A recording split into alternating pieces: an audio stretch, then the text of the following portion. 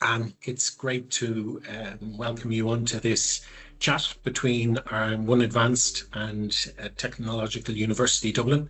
Would you like to give a brief introduction to yourself? Thanks, David. It's lovely to be here.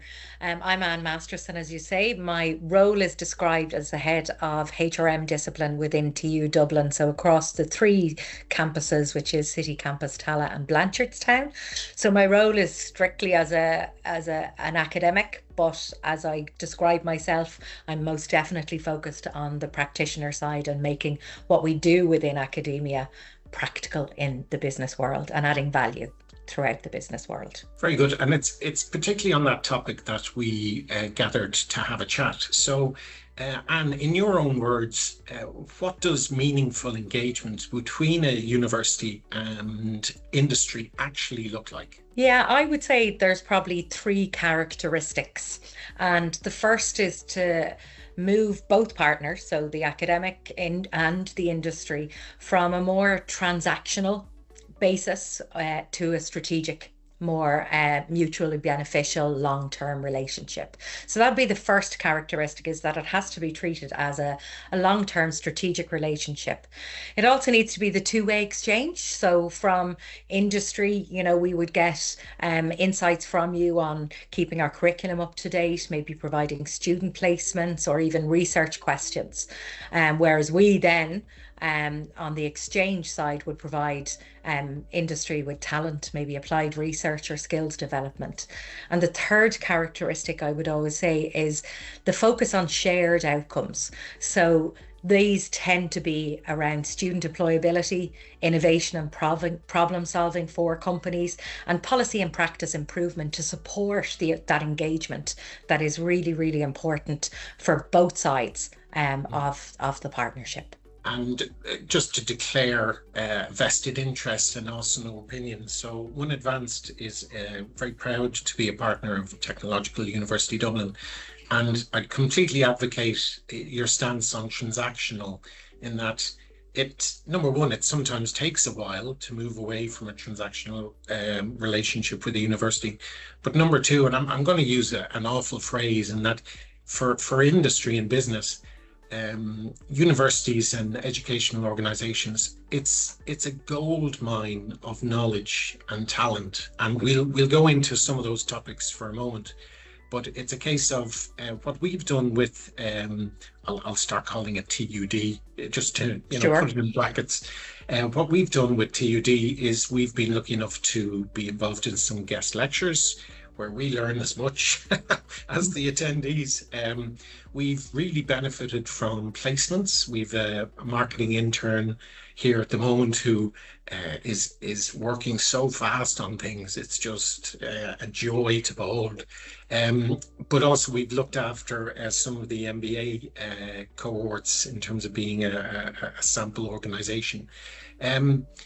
What for you, and I'm looking for a critical eye, what for you has made this partnership work? Well, I think in the first instance is that we have a shared purpose. We both know what sort of success looks like, so what we're aiming for. I think what is important, and in keeping with the characteristics I just outlined, was the fact that we are engaged in kind of a structured, recurring set of activities, not just one-offs. So this has been in place for the last couple of years, and it's growing annually. So we're beginning to see the relationship develop further. What we have done on the university side, I think, is really important in embedding that relationship into our curriculum. So the guest lecturers aren't just there for nice to have, oh, look, somebody different to come into a classroom, but they're actually aligned to the module learning outcomes. So there's real link to learning. The placements are linked to career pathways, and indeed the Future of Work Masterclass series that OneAdvanced have provided speakers for helps us to connect the theory, practice and the policy piece that I think is really, really important as well. I think there also needs to be very clear, trusted and transparent communication that I think we have through David and myself and your predecessor, the lovely John McManus. I think, we have regular contact points, but I think it's very important that it goes beyond the one person. So that's why you'll notice in my communication strategy and engagement strategy, I will refer you to different people for different activities. So you would be involved with Marion for the Future Work series, or Elaine for placements, and Brian for the emerging tech, for example. So I think that network of communications and broadening it beyond a one-to-one personal or person-to-person relationship, that it is broadened out throughout the university. And I do think, in fairness, there is clear mutual benefit. You know, we're getting really good insights on what is happening out in the world. We're getting your input not only with guest speakers, projects, placements as you outlined, but we're adding to the student experience, and hopefully you know, being an element of kind of thought leaders in relation to emerging tech and organizational change, as an example. There's so much I want to say. I suppose the first thing I want to say is it's not an exclusive partnership. Like, I want TU Dublin to have lots of partnerships with organizations, because it really truly benefits both sides. The second thing I want to say is when I meet the students, particularly at the student awards, like the accomplishments, you know, we actually just get such a I suppose an injection of enthusiasm when you become connected with these students who are excelling in many parts of their lives, and it's really something very positive and energetic to be involved in. It's a proud parent moment, almost, you know, without having the cost, the fruits of your kind of labor.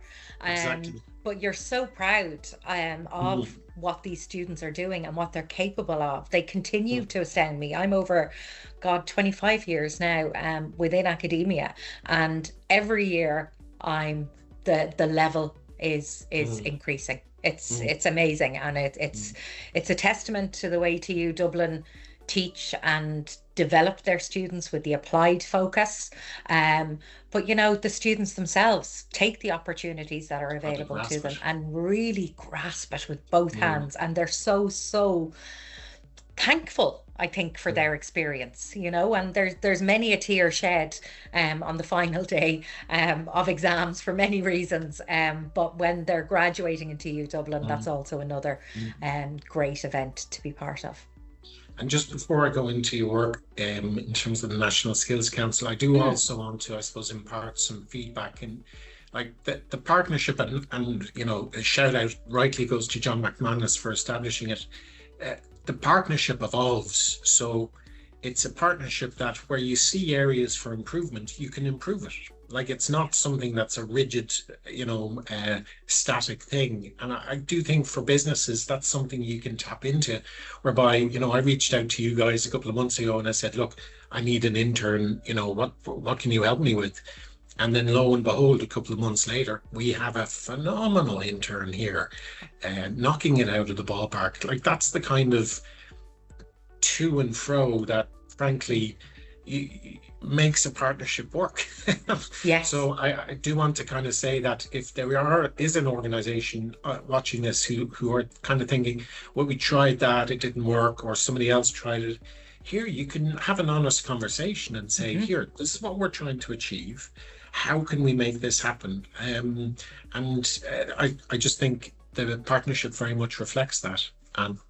Yes, it most certainly does. And I think, you know, we have systems and practices and a partnership office that is there to kind of centralize aspects. But again, in my own area, we are looking to improve, I suppose, the shop window of the university, and all universities, particularly the technological universities, because they're the ones that are to be closest to industries. So we are working on making that a little bit easier to navigate for businesses through my own research and wider university work. Well, you're very close, to be fair. You're just down the road in Tala as well, which is good. Yes. But obviously multi-campus. Right, I want to bring it one level higher for a minute, because the link between industry and education, you've a real insight into it.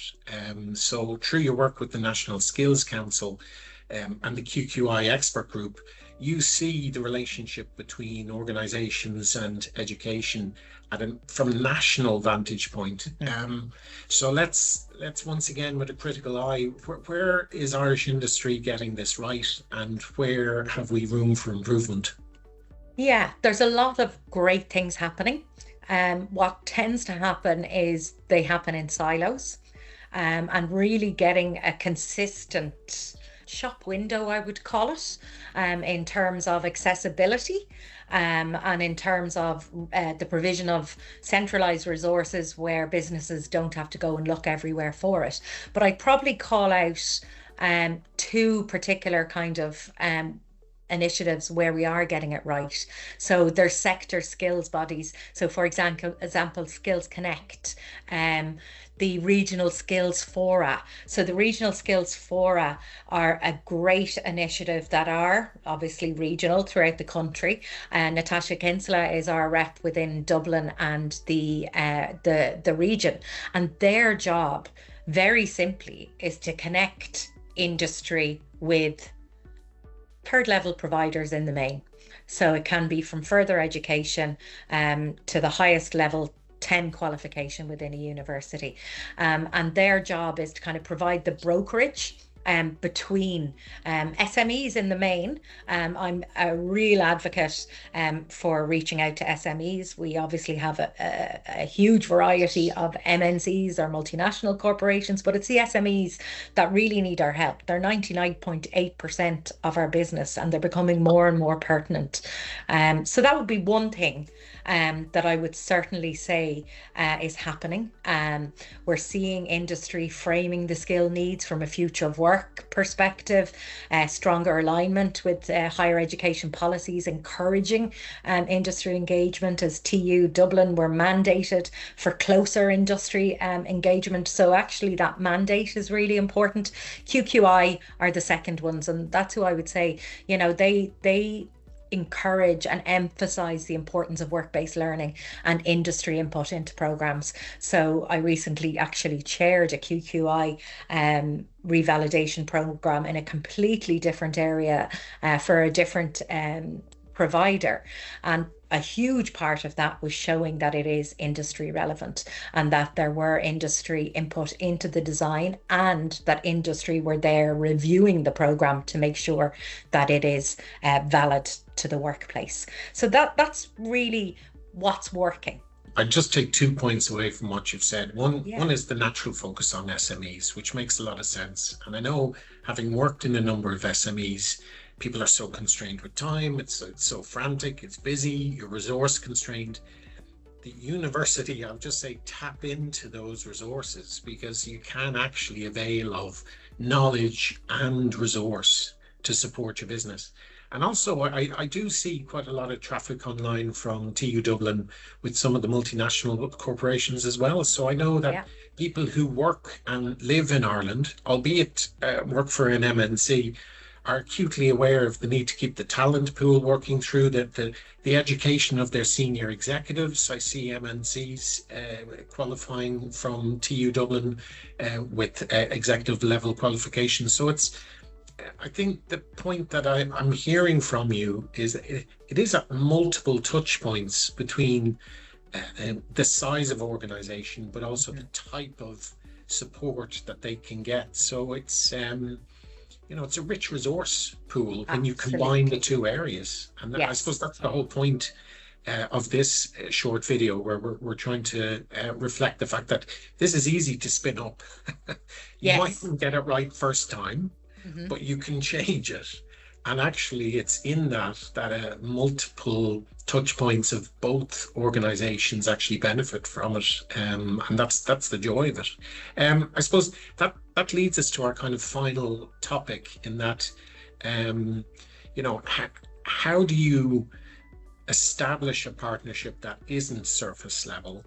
And I suppose, where would an organization seek to start if they're looking to put in place a partnership with TU Dublin?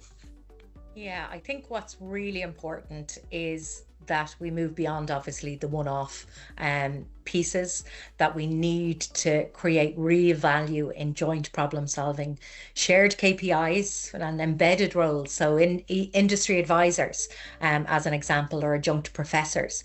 I think from a to-do list, I think it needs to really, your industry engagement needs for us to be integrated in our core activities, so that it's seamless, so that the guest lecture fits into assessment or skills development and employability, that the placements that are provided are structured and supervised, etc. So I think once you have that starting point, which is the clarity of purpose. So, I'd say to leaders in establishing a long-term university relationship, there's probably 5 key things that you need to look at. And the first is to provide that clarity of purpose. So ask, what skill gaps or innovative challenges or future work issues do we face as an organisation?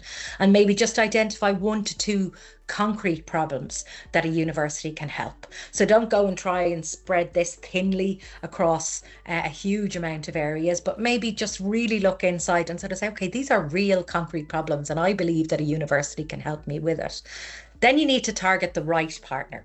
Okay, I would obviously suggest the TU Dublin is always that, but there are different partners for different purposes. So, but do look beyond the generic sort of university branding, go beyond TU Dublin and actually go into the specific schools, departments, or even research hubs or centres that exist within the university or the universities that you are looking for, and match the discipline strengths to the business needs. So obviously my discipline here is HRM.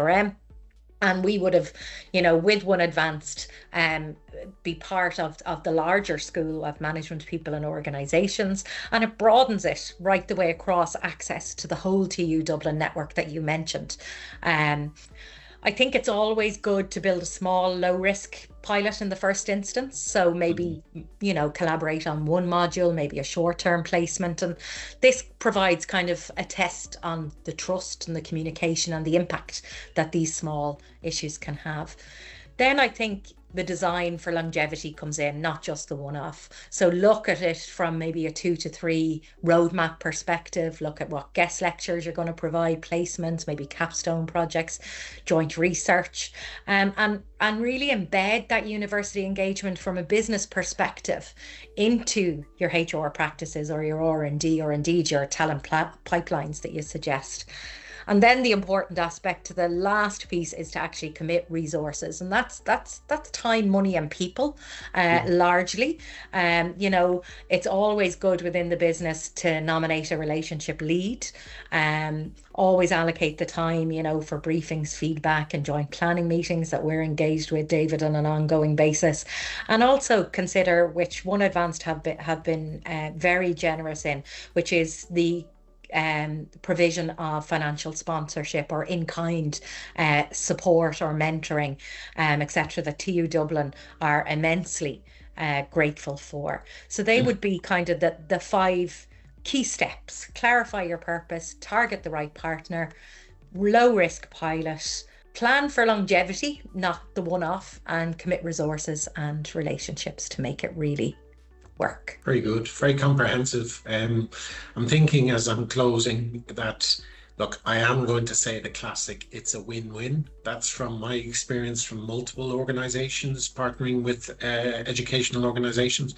The second thing for anybody watching this from industry, it's not free, but it's worth it.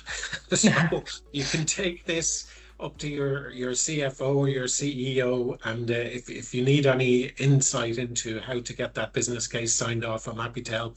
It is truly worth it for the amount of benefit you get from either the intern working or from access to the students themselves in terms of their review of your presentations and what you're doing. And that even goes without touching upon all of the different policy areas you've focused on earlier on, Anne. But I did want to say early on that it's an investment worth making. So Right. many thanks, Anne. Really appreciate your time. Best of luck with My completing your pleasure. PhD. When we record this again in a year, you'll still be doing your You can PhD. call me doctor in about 2 years, maybe 3. No problem. Many thanks for your time.